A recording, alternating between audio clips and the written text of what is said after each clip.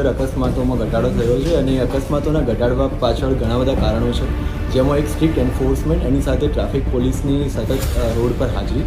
સરે જે લાઈવ લોકેશનવાળી સિસ્ટમની વાત કરી એના કારણે પણ પોલીસની હાજરી વધી છે. આ સાથે સૌથી ઇમ્પોર્ટન્ટ ફેક્ટર જો બીજું કોઈ હોય તો એ છે રોડ એન્જિનિયરિંગ.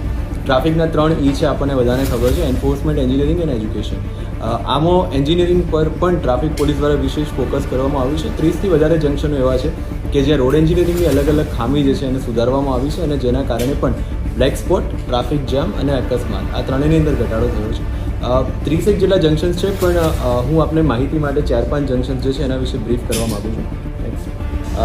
જેમ કે ઓગણજ જંકશન છે, ઓગણજ જંકશન પર આપણને બધાને ખબર છે ટ્રાફિક જામની સમસ્યા હતી.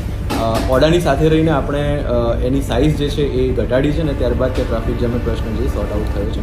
નેક્સ્ટ, ત્યારબાદ દેવનગર પાટિયાગઢ અને છારોડી પાટિયાગઢ SG હાઈવે પર જે ટ્રાફિક અને અકસ્માત બંનેના માટે સૌથી મોટું પરિબળ હતું, એ બંને કટ બંધ કર્યા પછી લગભગ આજે 1 મહિના જેટલો સમય થયો છે. ત્યારબાદ ત્યાં ટ્રાફિક જામનો પ્રશ્ન અને અકસ્માત બંનેની અંદર ઘણો ઘટાડો જોવા મળે છે.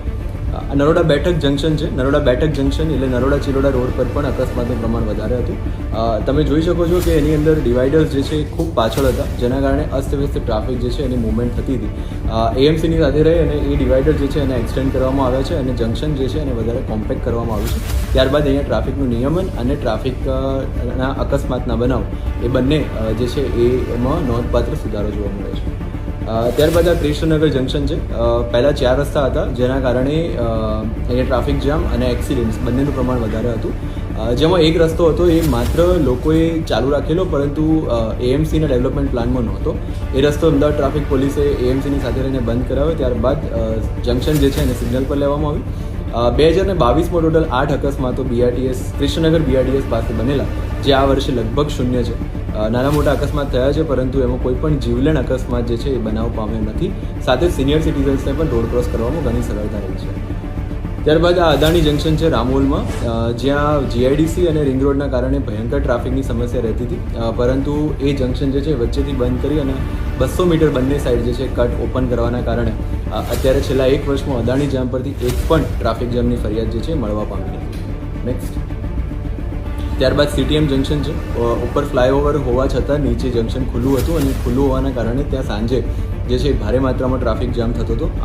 આને સિગ્નલ પર લઈને પણ ટ્રાય કરેલું, પરંતુ આ જંકશન પર સર્વિસ રોડ હોવાના કારણે એ કામ નહોતું કરતું. જેના બાદ લોકલ લોકોના સપોર્ટની સાથે BRTS રેલિંગ જે છે એક્સટેન્ડ કરી અને જંકશન બંધ કરી અને બીજો એક કટ એનાથી 300 મીટર દૂર આપવામાં આવ્યો. ત્યારબાદથી લઈને અત્યાર સુધીમાં CTM જંકશન પર બી ટ્રાફિક જામની સમસ્યા જે છે એ બિલકુલ જોવા મળી નથી. એટલે આ પ્રકારે આ 4-5 જંકશન્સ હતા. એના સિવાય બીજા ઘણા બધા જંકશન્સ છે કે જ્યાં આ પ્રકારે રોડ એન્જિનિયરિંગના કામો જે છે એ AMCની સાથે રહીને કરવામાં આવ્યા છે અને જેના કારણે ટ્રાફિક જામ અને અકસ્માત બંનેમાં નોંધપાત્ર સુધારો જે છે આપણને જોવા મળે છે.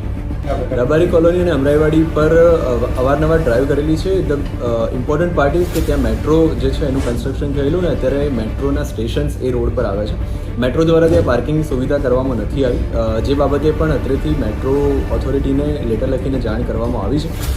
લોકલ સ્થાનિક લોકો સાથે પણ ત્યાં સ્થળ વિઝિટ કરી છે અને આગળ ત્યાં પરમનન્ટ પાર્કિંગનું જે છે વ્યવસ્થા કરવામાં આવે એ બાબતે મેટ્રો સાથે અને AMC સાથે પ્લાનિંગ અંડરવે છે. ભારે વાહનો માટે જે મેમકો રામેશ્વર નગર પર જે ઓફિસીસ છે ત્યાંના ટ્રાવેલ્સ ચાલકોને જે છે એ ગયા વર્ષ કરતાં આ વર્ષે લગભગ 500% જેટલો વધારે દંડ જે છે આપવામાં આવે છે. અને એક બીજી પ્રોસેસ પણ જે કરવાની છે એ છે કે આવા જે માલિકો જે છે જે કાયદાની સતત ઉલ્લંઘન કરી રહ્યા છે એમને AMCની સાથે રહીને એમની ઓફિસે સીલ મરાવવાની કાર્યવાહી પણ અમદાવાદ ટ્રાફિક પોલીસ દ્વારા કરવામાં આવશે.